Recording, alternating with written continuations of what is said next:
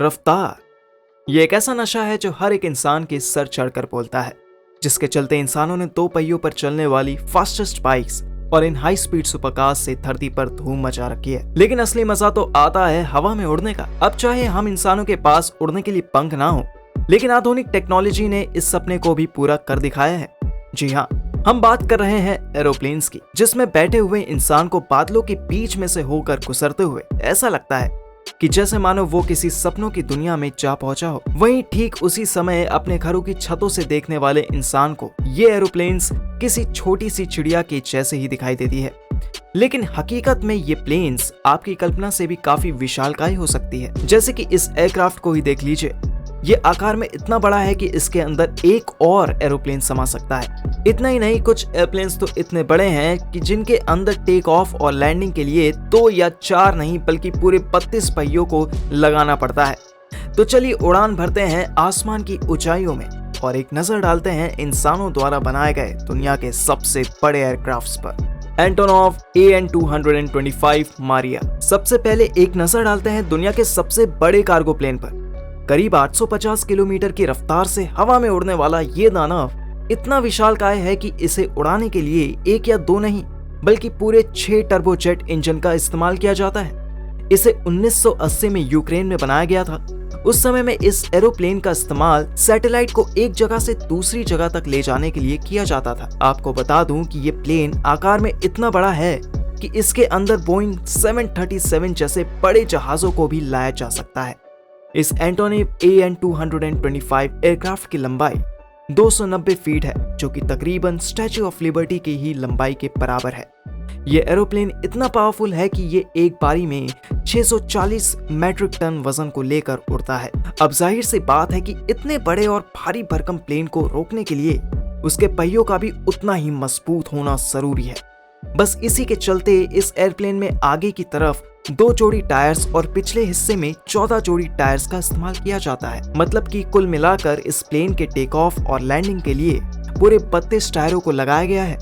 इस प्लेन का आगे का हिस्सा कुछ इस तरह से खुल जाता है कि इसके बाद इसके अंदर हैवी से हैवी व्हीकल और सामान को बड़ी ही आसानी से लोड किया जा सकता है। लॉकहीड C5 गैलेक्सी 1960 के दशक में यूएस की एयरफोर्स के लिए बनाया गया लॉकहीड C5 गैलेक्सी दुनिया का सबसे बड़ा मिलिट्री ट्रांसपोर्ट एयरक्राफ्ट है। इस एयरक्राफ्ट की लंबाई 247 फीट है और इसी के साथ इस एयरक्राफ्ट में 4 हाई पावर इंजन का इस्तेमाल किया गया है ताकि ये एक ही समय में 385 मैट्रिक टन वजन के साथ टेक ऑफ कर सके। 30 जून 1968 के दिन इस एयरक्राफ्ट ने अपनी पहली उड़ान भरी थी और तब से लेकर आज तक ये यूएस मिलिट्री एयरफोर्स का एक अहम हिस्सा बना हुआ है।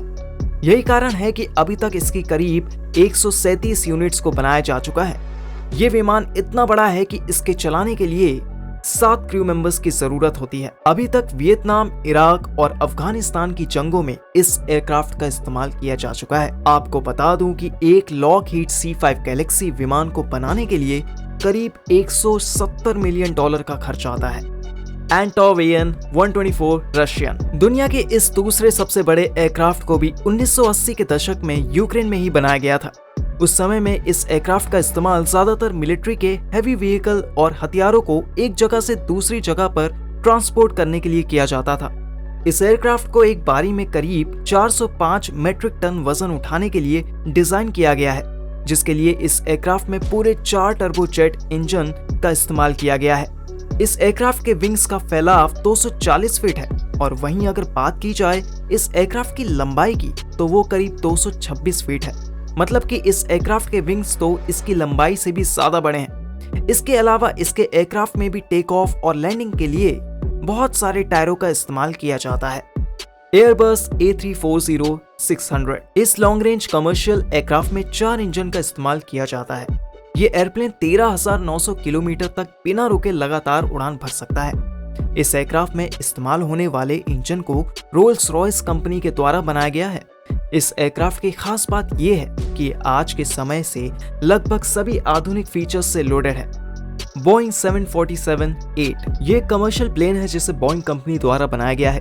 करीब 232 फीट लंबे इस प्लेन के 3rd क्लास कैबिन में 416 पैसेंजर सेकंड क्लास कैबिन में 524 पैसेंजर और इकोनॉमिक कैबिन में 660 पैसेंजर को बिठाने की कैपेसिटी है। करीब 211 फीट लंबे विंग स्पैन वाले इस एयरप्लेन का वजन 1,83,000 किलोग्राम है और साथ ही इस एयरप्लेन एक बारी में करीब 1000 किलोमीटर प्रति घंटे की रफ्तार से 12,000 किलोमीटर जितना लंबा सफर तय कर सकता है। लेकिन इस प्लेन का मॉडल और इसका डिजाइन पुराने जमाने के प्लेन्स के जैसे ही होने की वजह से इसमें एंटरटेनमेंट की सुविधाएं बहुत कम दी गई हैं। 210 में बनाए गए इस एयरप्लेन की अभी तक करीब 150 यूनिट को बनाया जा चुका है। आपको बता दूं कि आज के समय में इस प्लेन का इस्तेमाल कोरिया की लुफ्थांसा एयरलाइंस के साथ साथ यूपीएस एयरलाइंस भी कर रही है। ये काफी सफल एयरक्राफ्ट है जिसे चलाने के लिए 2 पायलट की जरूरत होती है और इसे बनाने में करीब $420 मिलियन का खर्च आता है। एयरबस A380-800 एयरबस द्वारा बनाया गया ये एयरप्लेन करीब 236 फीट लंबा है। इस कमर्शियल एयरक्राफ्ट में करीब 4 इंजन का इस्तेमाल किया जाता है। इस विमान में एक ही समय पर एक साथ करीब 850 पैसेंजर बैठ सकते हैं और इस विमान का इस्तेमाल एक ही समय पर काफी लंबी दूरी तय करने के लिए किया जाता है। ये विमान लगातार 15,700 किलोमीटर तक जितना लंबा सफर तय या फिर 17 घंटे तक के लिए उड़ सकता है। आपको बता दूं कि एयरबस द्वारा अब तक इस एयरक्राफ्ट की करीब 250 यूनिट्स बनाई जा चुकी है। दुबई की एमिरेट्स एयरलाइंस में ज्यादातर इसी विमान का ही इस्तेमाल किया जाता है। इस एयरक्राफ्ट की सिर्फ एक यूनिट को बनाने में $445 मिलियन का खर्च आता है। एरोस्पेस लाइन्स सुपर गपी। अब जरा एक बार इस एरोप्लेन के काफी अजीबोगरीब आकार को देखिए। इसकी इस अजीबोगरीब शेप की वजह से इसे ऑकवर्ड एयरप्लेन के नाम से भी जाना जाता है। इस एयरक्राफ्ट को नासा ने 1965 में बनाया था। दरअसल इस एयरक्राफ्ट को नासा के द्वारा सैटेलाइट को एक जगह से दूसरी जगह ले जाया जाता है और नासा की कुछ सैटेलाइट का आकार ऊपर की तरफ से काफी बड़ा होता है, जिसकी वजह से नासा ने खुद के लिए इस एयरप्लेन को ऐसे अजीब से डिजाइन में तैयार किया है। इस एयरक्राफ्ट की लंबाई 141 फीट है, जो कि काफी भारी भरकम सैटेलाइट को उठाकर उड़ान भरने के लिए डिजाइन किया गया है। स्ट्रेटोलॉन्च। दोस्तों जरा एक बार नजर डालिए इस एयरक्राफ्ट पर। यकीनन आपने आज से पहले ऐसा किसी एयरक्राफ्ट को नहीं देखा होगा। इस एयरप्लेन को जो भी देखता है वो कंफ्यूज हो जाता है कि आखिर इस एयरप्लेन का नाम क्या है। इसको देखने पर ऐसा लगता है कि मानो किसी ने 2 प्लेन्स को आपस में मिलाकर जोड़ दिया हो। दरअसल इस प्लेन का ऐसा डिजाइन इसलिए किया गया है ताकि इससे बड़े बड़े रॉकेट और सैटेलाइट को स्पेस में आसानी से भेजा जा सके। इस एयरप्लेन के पास दुनिया के सबसे बड़े एयरक्राफ्ट विंग्स हैं, जिसकी लंबाई करीब 384 फीट है। इस एयरक्राफ्ट के इन विंग्स के बड़े होने का अंदाजा इस बात से ही लगाया जा सकता है कि इसके सामने तो एक फुटबॉल का मैदान भी छोटा पड़ जाता है। इसके ये बड़े विंग्स ही इस एयरक्राफ्ट को दुनिया के सबसे बड़े एयरक्राफ्ट की सूची में शामिल कर देते हैं। KC-10 extender. KC-10 एक्सटेंडर एक मिलिट्री एयरक्राफ्ट है जो कि युद्ध के समय में किसी भी देश को जीत दिलाने के लिए काफी महत्वपूर्ण साबित होता है। इस विमान का इस्तेमाल अमेरिका की एयरफोर्स द्वारा किया जाता है। इस एयरक्राफ्ट की लंबाई 190 और इसके विंग स्पैन 198 फीट का होते हैं, जो कि इसे भारी भरकम विमान बना देता है। इस विमान को 1980 में पहली बार अमेरिका की एयरफोर्स में शामिल किया गया था और तब से लेकर आज तक ये अमेरिका का ही एयरफोर्स का एक प्रमुख हिस्सा बना हुआ है। हवा में उड़ते समय ये विमान करीब 100 सैनिकों को एक प्लेन से दूसरे प्लेन से सप्लाई कर सकता है। लेकिन इस विमान का मुख्य उद्देश्य हवा में उड़ते समय अन्य विमानों को इंजन सप्लाई करना होता है। इस विमान के इंजन को कैरी करने की कैपेसिटी बहुत ज्यादा होती है, जिसकी वजह से युद्ध क्षेत्र में लंबे समय तक हवा में उड़ते रहते हुए ये बहुत से विमानों की इंजन की आपूर्ति कर सकता है।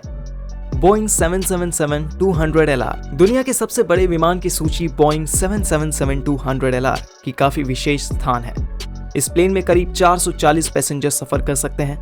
इनमें से इसके सिंगल क्लास सिस्टम में 40 पैसेंजर और 2 क्लास सिस्टम में करीब 400 पैसेंजर्स के बैठने की व्यवस्था की गई है। और इस एयरक्राफ्ट का ज्यादातर इस्तेमाल ब्रिटिश एयरवेज और यूनाइटेड एयरलाइंस के द्वारा ही किया जाता है। इस एयरक्राफ्ट ने अपनी सबसे पहली उड़ान मार्च 2005 में भरी थी, जिसके बाद से ये एयरक्राफ्ट की दुनिया में काफी अच्छी रेटिंग हासिल कर चुका है। करीब 2,23,168 किलोग्राम वजनी इस एयरक्राफ्ट की लंबाई 209 फीट है। इसी के साथ ये अपने 212 फीट लंबे विंग्स के साथ 905 किलोमीटर प्रति घंटे की रफ्तार से उड़ान भरता है। बोइंग 747-400 बोइंग 747 सीरीज का एयरप्लेन बोइंग के शुरुआती प्लेन्स में से एक है। जिसे यूएसए में बनाया गया था। 232 फीट लंबे इस प्लेन के थर्ड क्लास केबिन में 416 पैसेंजर्स, सेकंड क्लास केबिन में 524 पैसेंजर्स और इकोनॉमी क्लास में 660 पैसेंजर्स बड़े ही आराम से बैठ सकते हैं। इस एयरक्राफ्ट का सफर काफी आरामदायक और साथ ही इस एयरक्राफ्ट में एंटरटेनमेंट के लिए बहुत सारी आधुनिक सुविधाएं भी उपलब्ध कराई जाती हैं। 1,83,500 किलोग्राम वजनी ये प्लेन 988 किलोमीटर प्रति घंटे की रफ्तार से हवा में उड़ सकता है और एक बार उड़ान भरने के बाद ये लगातार उड़ते हुए करीब 11,683 तक जितना लंबा सफर ट्रैवल कर सकता है। Airbus A380। तो चलिए अब बात करते हैं दुनिया के सबसे बड़े पैसेंजर्स एयरक्राफ्ट के बारे में, जिसे उड़ती हुई बस कहना गलत नहीं होगा। अब भले ये बोइंग विमानों ने एयरबस को कितनी भी टक्कर क्यों ना दी हो, लेकिन नंबर 1 पर तो एयरबस का ही नाम आता है, क्योंकि इंसानी इतिहास में अभी तक सिर्फ यही एयरक्राफ्ट सबसे ज्यादा पैसेंजर्स को बिठाकर उड़ने की क्षमता रखता है। फ्रांस के इस वाइड बॉडी एयरक्राफ्ट ने 27 अप्रैल 2005 को सिंगापुर एयरलाइंस के साथ अपनी पहली उड़ान भरी थी।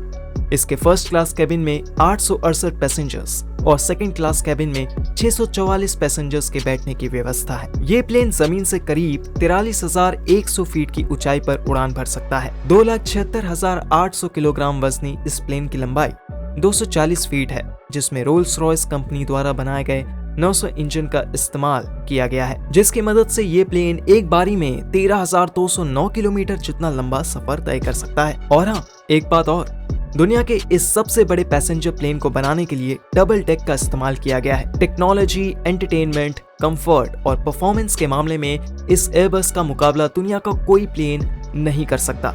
लेकिन हाल ही में इस प्लेन के निर्माताओं ने इसे रिटायर करने का फैसला लिया है, जिसके पीछे की वजह ये बताई जा रही है कि एमिरेट्स ने, जो कि इस प्लेन को इस्तेमाल करने वाली सबसे बड़ी कंपनी है, इस प्लेन के ऑर्डर को बहुत कम कर दिया है। ऐसे में इसे बनाने वाले के लिए इस प्लेन से प्रॉफिट बना पाना बहुत मुश्किल हो रहा है, जिसकी वजह से उन्हें मजबूरी में ये फैसला लेना पड़ रहा है। तो दोस्तों, ये थे दुनिया के सबसे बड़े एयरक्राफ्ट्स।